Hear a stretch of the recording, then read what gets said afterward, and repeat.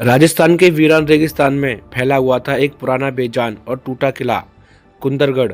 दिन में रेत आग की तरह जलती थी और रात को ठंडी हवाएं शरीर तक जमा देती थी।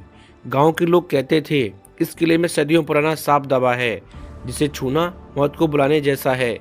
गांव के भारी इलाके में उसी डर और खामोशी के बीच एक दिन युवक आया, आरव, जिसे पुरातत्व और इतिहास का बड़ा शौक था।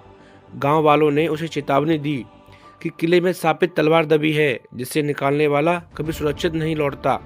लेकिन आरब ने हंसते हुए कहा, सांप जैसी कोई चीज नहीं होती, बस इतिहास होता है और मैं उसे ढूंढने आया हूँ। लोगों ने उसे रोकने की कोशिश। अगले दिन आरब उपकरणों और नक्शों के साथ किले की ओर निकल पड़ा। किले के भीतर अंधेरा था, दीवारों पर ढहे हुए चित्र, टूटी हुई मूर्तियां और पुराने युद्ध की कहानियां खुदी हुई थी। चलते चलते उसकी नज़र फर्श पर बने कुंदर राजवंश के पुराने चिन्ह पर पड़ी, शिव और सूर्य का मिश्रित चिन्ह।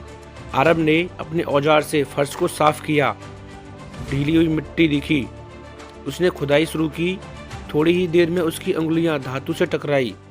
उसने मिट्टी हटाई और देखा, वो एक तलवार का हत्था था।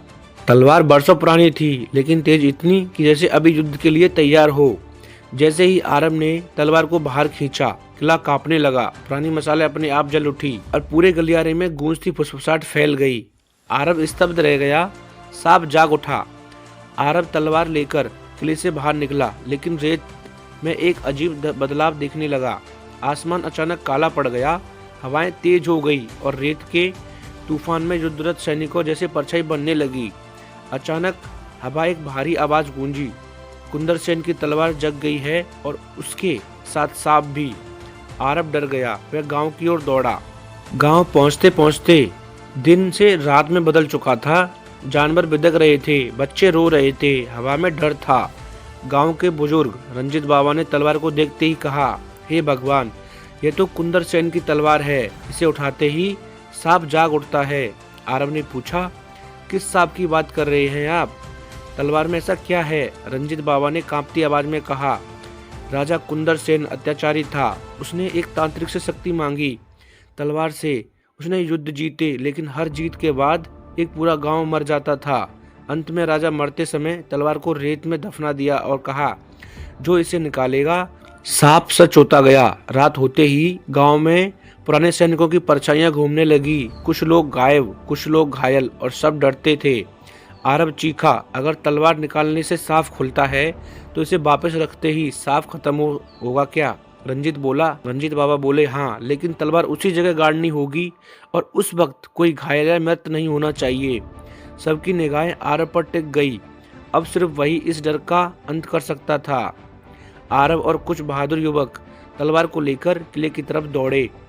आकाश काला था। रेत हवा में तेज धारों की तरह कट रही थी।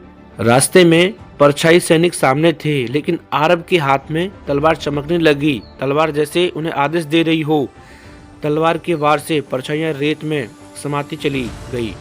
किसी तरह वे किले तक पहुंचे।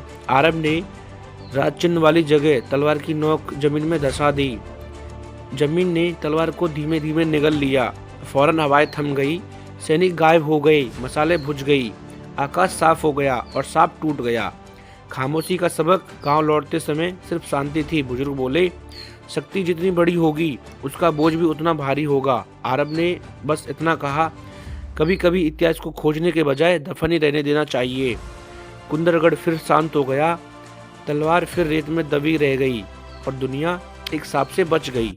फ्रेंड्स, कैसी लगी ये वीडियो? अब कमेंट करके जरूर बताना और अपने दोस्तों में शेयर जरूर करना और ऐसी वीडियोस पाने के लिए मेरे चैनल को सब्सक्राइब करना।